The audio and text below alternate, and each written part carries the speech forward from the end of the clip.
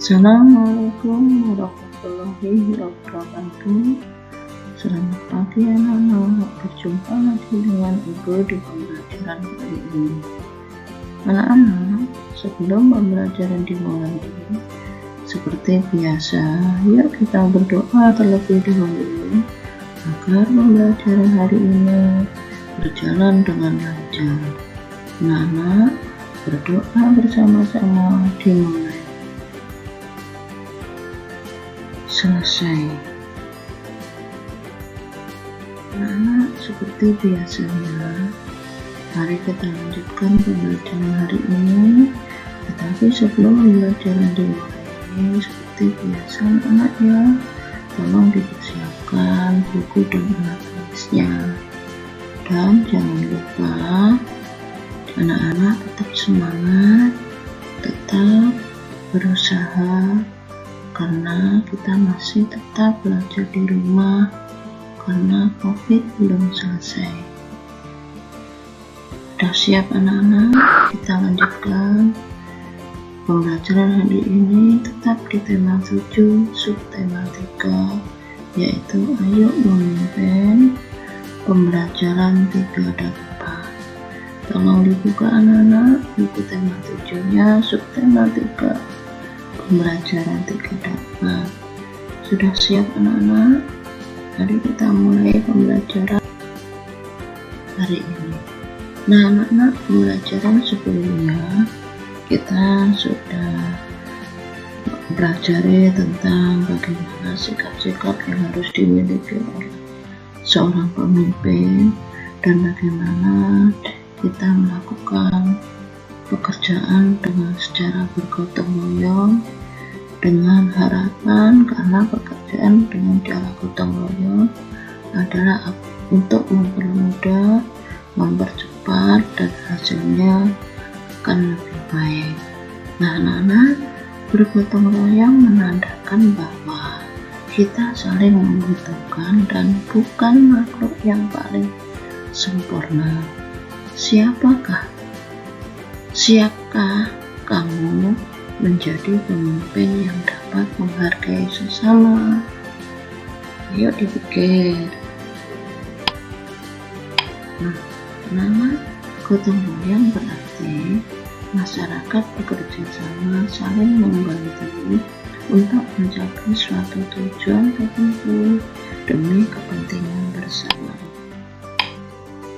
Gotong royong merupakan salah satu ciri khas dari bangsa Indonesia. Masyarakat Indonesia terbiasa bergotong royong dalam menyelesaikan masalah. Dalam gotong royong diperlukan semangat kekeluargaan karena didasari oleh kepedulian terhadap sesama. Jadi kita karena kita adalah makhluk sosial. Begitu juga dalam kehidupan pemerintahan di Indonesia. Indonesia bekerja sama dengan negara-negara tetangga, yaitu negara-negara anggota ASEAN. Karena bangsa Indonesia juga tidak bisa hidup sendiri, jadi memerlukan kerjasama dengan negara-negara tetangganya, yaitu negara-negara anggota ASEAN. Nah anak-anak, beberapa peran Indonesia dalam kerjasama ASEAN, salah satunya di bidang pendidikan adalah sebagai berikut. 1.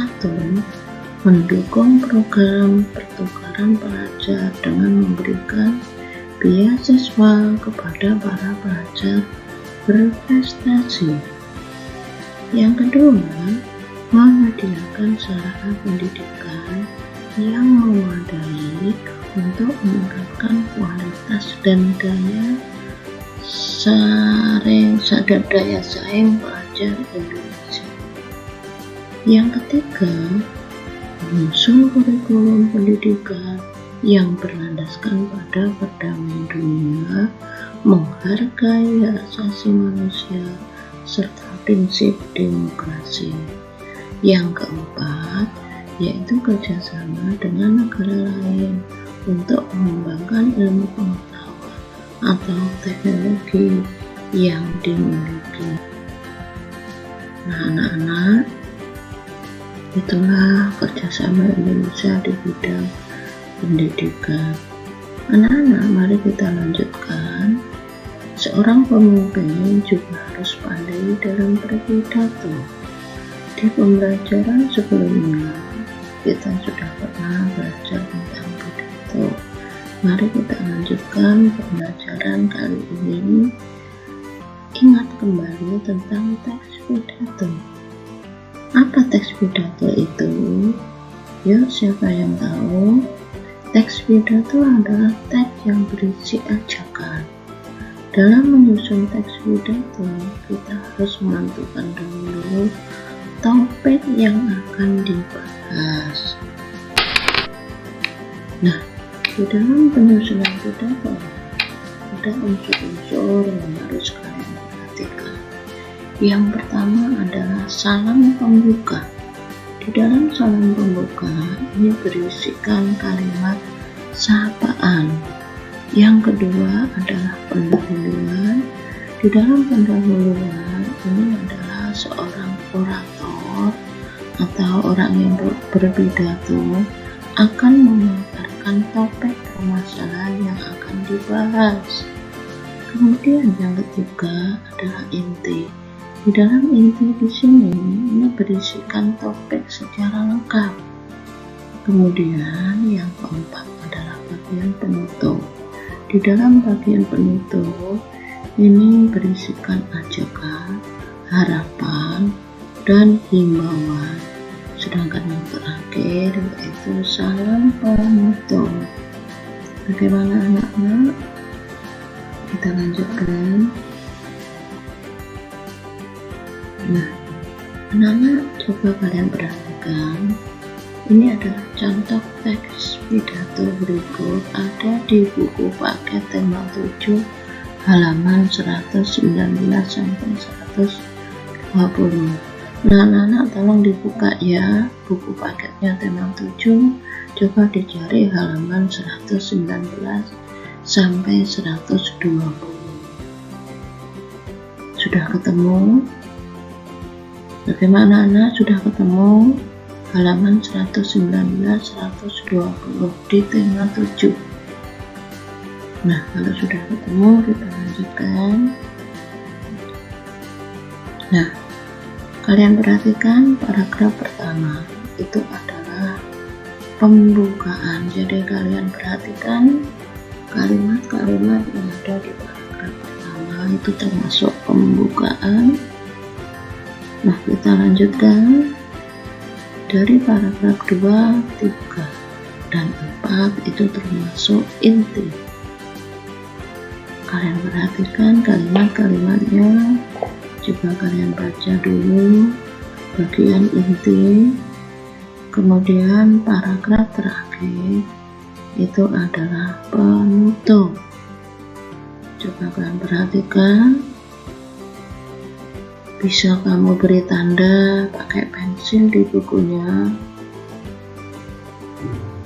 Sudah anak-anak, kita lanjutkan. Nah, selain itu, bacalah cerita berikut di buku tema 7 juga halaman 125 125. Coba anak-anak, sudah dibuka halaman 125 126. Bagaimana, sudah siap? Tolong ini nanti kamu baca. Di situ ada sebuah cerita dengan judul Deda dan 5 butir kotak. Tolong nanti dibaca dengan seksama. Jadi sekali lagi kalian baca, ada cerita di buku halaman 125 dan 126.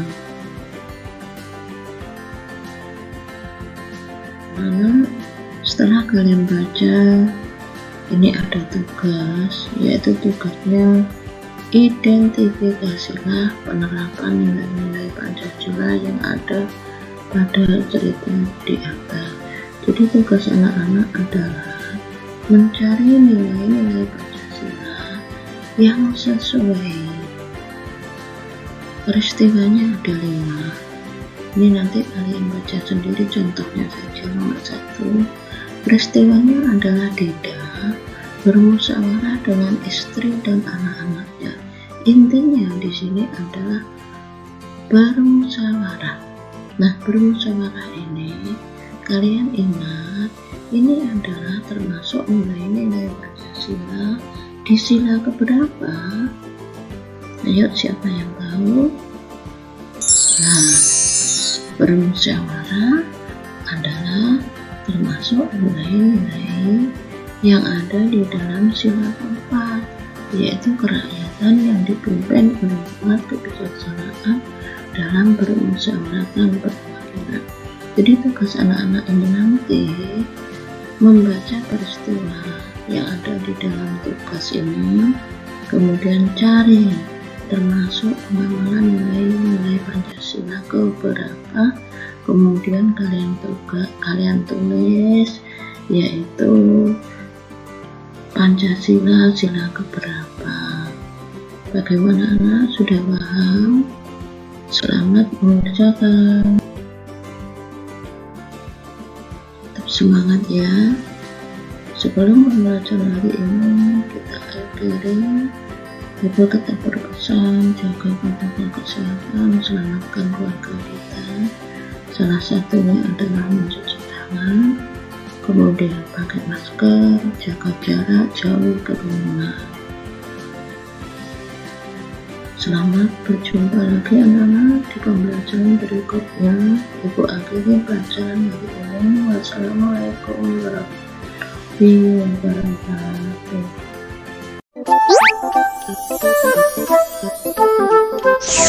Halo sahabat Dikbud, di masa kebiasaan baru seperti sekarang ini, ingat selalu pesan ibu.